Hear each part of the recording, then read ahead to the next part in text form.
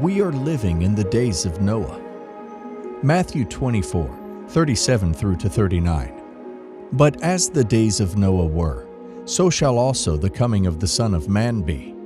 For as in the days that were before the flood, they were eating and drinking, marrying and giving in marriage, until the day that Noah entered into the ark, and knew not until the flood came, and took them all away. So shall also the coming of the Son of Man be. But what was happening during those seemingly normal days? The people of Noah's time had turned away from God, and their hearts had become hardened. They were living lives that were reprobate, far from the ways of God, and yet they carried on with their daily routines, seemingly oblivious to the coming destruction. In the same way, we are living in a time when many have turned away from God, and our society is becoming increasingly reprobate. Yet, like in the days of Noah, life goes on as usual. We may be tempted to think that everything is fine, that there is no need to worry or make any changes. But we must remember that just as the flood came in Noah's time, so too will the day of judgment come upon us. And I marvel at how people can live their lives without the slightest concern of judgment. And people forget how sudden and instantaneous the judgment of God can be on an individual. We often hear about the mercy and grace of God, but we tend to forget that God is also a just God, and He will judge each and every one of us according to our deeds. The fact that we live in a world where evil is rampant should be a wake-up call for us to examine our lives and prepare for the judgment to come. We can see from history and from the Bible that God's judgment can come suddenly and without warning. In the book of Genesis, we read about the destruction of Sodom and Gomorrah, where God rained down fire and brimstone on the cities, wiping out all the inhabitants. In the book of Exodus, we read about the plagues that God brought upon Egypt, culminating in the death of the firstborn of all the Egyptians. These are just a few examples of how God can bring judgment suddenly and without warning. In the New Testament, we read about the parable of the rich fool in Luke 12:16 through to 21, where a man stores up his wealth and plans to live a life of ease, only to have God say to him, "You fool, this very night your life will be demanded from you. Then who will get what you prepared for yourself?" This parable teaches us that we must not live our lives without the slightest concern of judgment, because we never know when our time will come. Even death. Death can come unannounced and uninvited, and a person be facing judgment. I am amazed at how people can live their lives without the slightest concern of judgment. They think they can do whatever they want, whenever they want, without any consequences. But the truth is, we will all stand before God one day, and we will be judged according to our deeds. We must not be like the rich fool, who stored up treasures for himself, but was not rich toward God. Jesus tells us that when the Son of Man returns, people will be living their normal lives, eating and drinking, marrying and giving in marriage, without any concern for the things of God. This is a sobering reminder that we must always be ready for the Lord's return. It is easy for us to get caught up in the cares of this world, especially with the distractions that surround us. We can become so focused on our jobs, our families, our hobbies, and our interests that we forget that our ultimate goal is to live for God and to prepare for His return. This is why Jesus warns us to be alert and to watch, because we never know when He will come.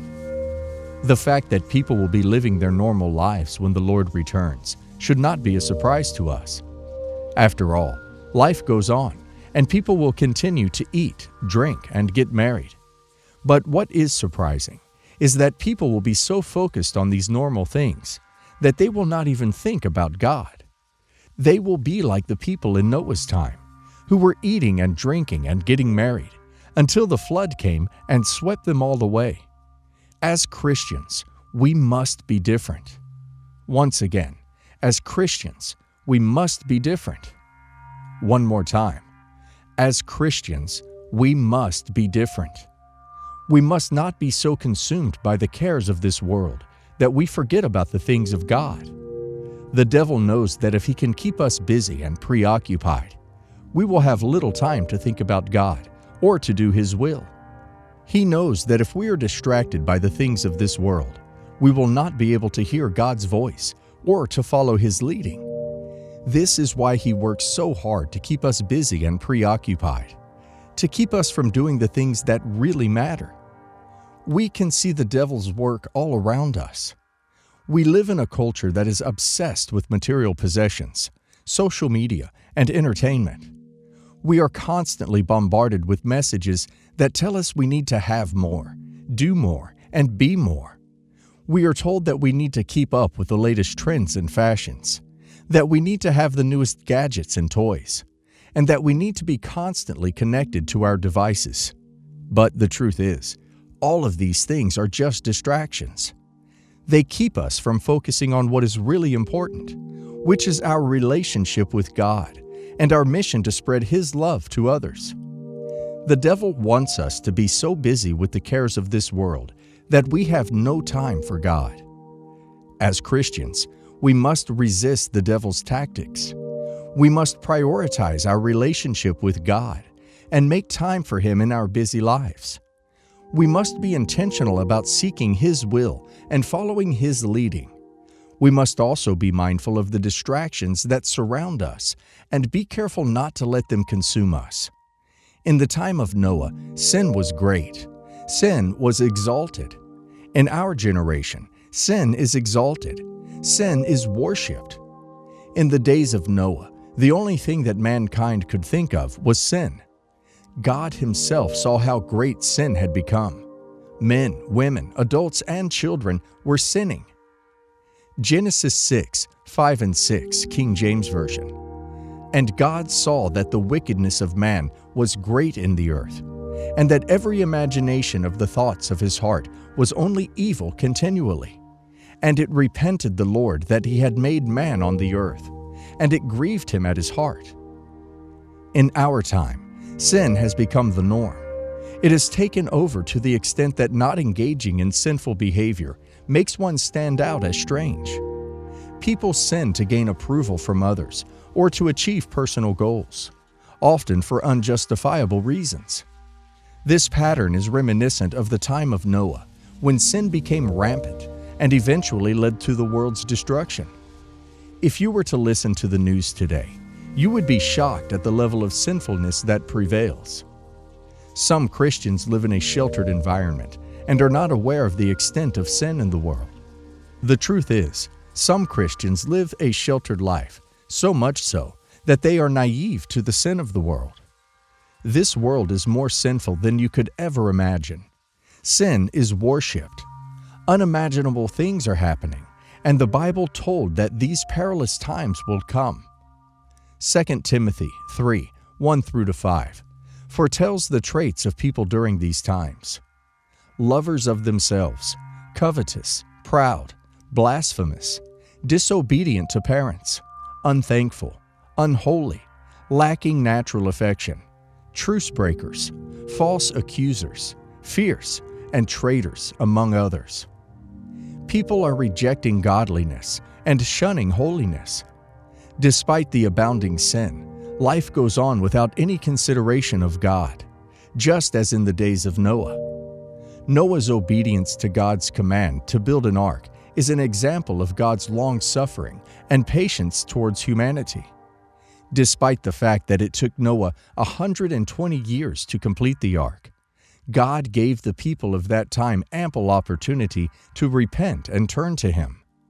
Noah preached for 120 years, warning the people of the destruction that was to come. But they chose to ignore His message and make fun of Him instead. In our time, the gospel of salvation is still being preached, and there are still people rejecting it. For over 2,000 years, the message has been the same: repent, for the kingdom of heaven is at hand. People have come and gone, preaching and shouting this message on the streets, on TV, on radio stations, and on social media.